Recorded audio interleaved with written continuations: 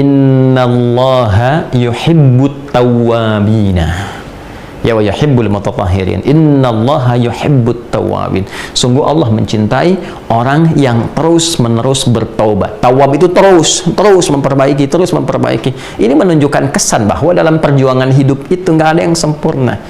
Ya, kita berucap tuh. Saya aja berucap nih, bicara. Pasti ada salah bicaranya. Pasti itu. Nggak mungkin orang berucap benar terus tuh. Pasti ada salahnya. Ya, entah salah dalam menyampaikan mungkin apakah ayatnya ataukah hadisnya, atau salah bicara sesuatu yang tidak pantas dikeluarkan, itu mungkin terjadi. Nah, sepanjang manusia ketika sadar, kadang Allah ingatkan lewat orang-orang sekitaran, ya, kalimatnya nggak enak untuk didengar, tidak pantas untuk diucapkan, kalimat yang kurang bagus. Sadar kita itu, kita perbaiki. Ya, saat memperbaiki itu dilakukan karena Allah berikan petunjuk itu, cinta Allah turun. Maka terjagalah lisan itu. Nah, bukti cinta itu kemudian kita dapati, kita punya kekuatan untuk menjaga kemudian apa yang pernah salah itu menjadi lebih soleh, lebih baik. Gitu. Ya, sama sampai ke ujung kaki, ke tangan, ke kaki. Nggak ada yang selamanya itu baik. Ya, teman-teman yang di rumah tangga, kita bawa babnya ke rumah tangga. Apakah akan mendapati selama suami sempurna? Ya, apakah istri akan mendapati selamanya suami itu sempurna? Mustahil.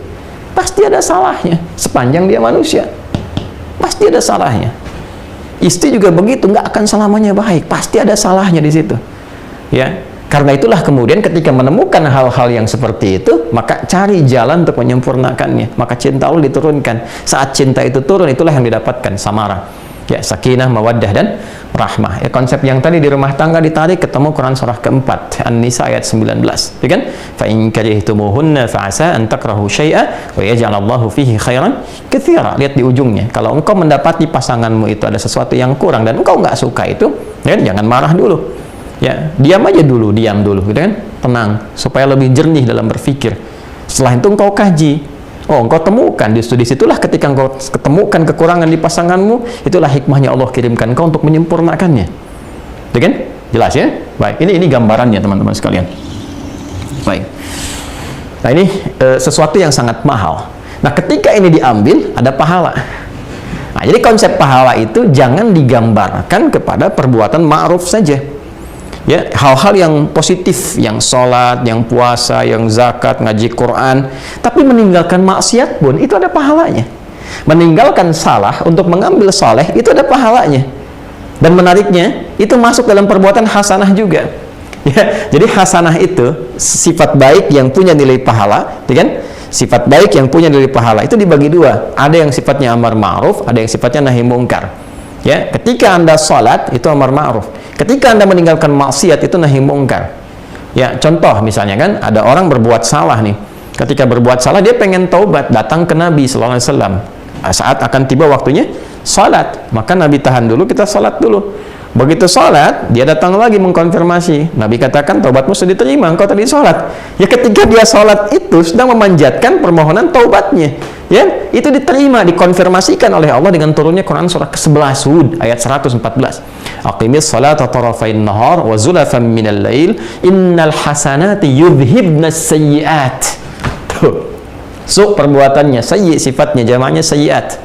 Ya. Ketika Allah turunkan kata hasanah di situ, Allah katakan perbuatan baik itu yang merubah seseorang dari salah menjadi pribadi yang lebih soleh, itu melahirkan hasanah, itu ada pahalanya dan menggugurkan dosa-dosanya. Anda bayangkan nggak dengan taubat itu, salahnya gugur, dosanya gugur, terus dapat pahala di situ, pahala datang. Ya, berapa nilai pahalanya? 10. Oke, 10. Dari mana konfirmasinya? Quran surah yang ke-6 ayat 160. Man jaa bil hasanati falahu asyru amsalha. Siapa mempraktikkan, mengerjakan satu perbuatan baik yang punya nilai kebaikan di sisi Allah, dia dapat 10 pahalanya. Ini perhatikan, ini bukan ilmu tak-atik ya, tapi begitu kuatnya kesesuaian dengan lafaz-lafaz dan penempatan ayat-ayat Al-Quran. Jadi kita itu saat meninggalkan perbuatan buruk, untuk membedakan fitrah manusia kita dengan setan, Allah berikan 10 poin kebaikan. Jangan dihitung 1, 2, 3, 4 begitu. Jarak 1 ke 2, 3 ke 4 itu begitu mahal. Analoginya kita ke masjid saja baru nyampe udah 25. Jarak 1 ke 2-nya 500 tahun. 2 ke 3 500 tahun. Coba lihat ini. Lihat baik-baik ya. Fokus baik-baik. Fitrah manusia, Quran surah 7 ayat 22. Ketika salah, diingatkan, dikonfirmasi, dia bertekad menjadi saleh. setan, Quran surah 7 ayat 12. Lihat baik-baik. Ketika dikonfirmasi diingatkan, dia angkuh. Konfirmasi keangkuhannya ayat 13, ini konfirmasi kesolehan manusia ayat 23. Perhatikan baik-baik. 22 kurangi 12, bukankah 10? Konfirmasi 23 kurangi 13, bukankah 10? Ketika ini sifat-sifat setan bisa ditinggalkan, sifat setan kan salah, menjadi soleh, Allah berikan 10 poin. Konfirmasi Quran surah 6 ayat 160. Ini mahal ilmunya. Ya, Anda hanya bisa dapati ketika kita berusaha untuk mengkaji, menggali, ikhlas, belajar dari guru-guru yang soleh, ya, yang dalam ilmunya. Bukan cuma pintar, tapi soleh. Kita akan merasakan kenikmatan Allah yang sangat luar biasa. Betapa Allah sayang dengan kita. Ya, betapa Allah sayang dengan kita. Kalau sudah paham ini, baru kita belajar kalimatnya. Ngerti dulu ini. Ya, saya ingin tanamkan bahwa nggak ada manusia sempurna. Tolong sampaikan, ya, atau tebarkan apa yang saya sampaikan di malam hari ini, risalah yang kita ajarkan dari Quran kepada setiap insan beriman, ya, para pelaku maksiat, atau bahkan mudah-mudahan ceramah saya ini sampai ke lapas-lapas dan sebagainya.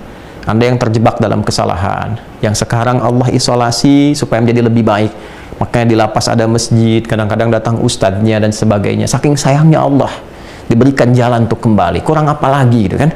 Anda yang berada di luar, yang mungkin masih Allah beri kesempatan untuk bertobat, memperbaiki, tidak ditampakkan aib di hadapan banyak orang. Saking sayangnya Allah kepada kita, kurang apa lagi, kan? Nah, ditanamkanlah kepada diri kita ada kesadaran. Setiap kita, setiap manusia pasti ada salahnya, nggak ada yang sempurna.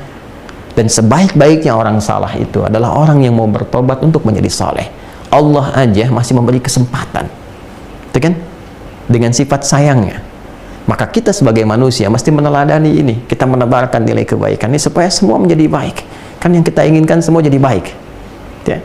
Maka ketika muncul dalam diri kita itu kesadaran-kesadaran bahwa kemarin mungkin pernah salah, kemarin mungkin pernah berbuat begini, cepat ambil peluang itu dan sadarilah pada saat itulah Allah sedang menanamkan cintanya. Betapa banyak wali-wali Allah Subhanahu wa Ta'ala, ya, orang-orang yang sangat dekat dengan Allah. Di banyak ayat tentang wali dalam Quran.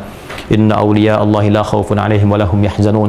Sungguh wali-wali Allah itu ditanamkan ke dalam jiwanya keyakinan yang kuat, kedekatan dengan Allah, sehingga kedekatannya luar biasa, nggak ada takut, nggak ada sedih, nggak ada gelisah, kecuali semuanya menyerahkan diri kepada Allah. Saking dekatnya dengan Allah Subhanahu wa Ta'ala. Banyak orang-orang dulu yang kemudian kita kenal dekat dengan Allah, ibadahnya, kebijaksanaannya, kemuliaannya, ada yang jadi ustadz, jadi penyampai hadis, jadi macam-macam, bahkan sejak era sahabat, kan, era tabi'in, banyak sekali. Dan pada awalnya siapa mereka? Ialah orang-orang yang mampu belajar dari kesalahan yang pernah mereka perbuat. Banyak sekali. Ya, ada ahli maksiat yang tadinya doyan, kemudian maksiat dengan musik, minum khamar dan sebagainya. Tiba-tiba ya lewat seorang sahabat hanya menyampaikan pesan saja, kecil kalimatnya disampaikan dengan sungguh ketulusan, kemuliaan dan sebagainya, menyadarkan bagaimana kalau engkau wafat dalam keadaan sedang begitu, apa nggak malu ketemu Allah, ya, bahasa kitanya begitulah, menghujam kepada jiwanya. Ya, makanya ini penting bagi kita para ulama itu, ya, termasuk juga ustadz-ustadz tuh yang dakwah-dakwah, ya, di masyarakat itu mesti menanamkan keikhlasan yang kuat. Kita harus berusaha itu.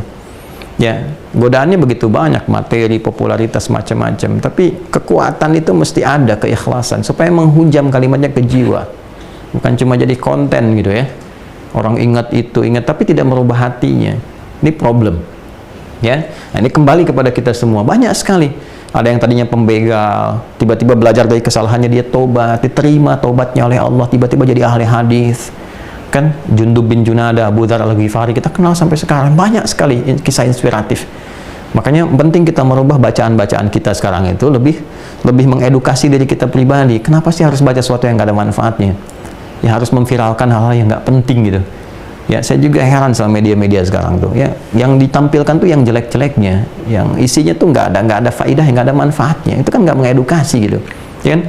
Sedangkan kita menginginkan bangsa kita maju, bangsa kita itu pintar, bangsa kita itu bisa makmur, bisa hebat, tapi berita yang disajikan isinya sampah. Ya, mohon maaf gitu. Yang kalau kita lihat tuh 85% berita sekarang, silakan klik tuh rata-rata apa?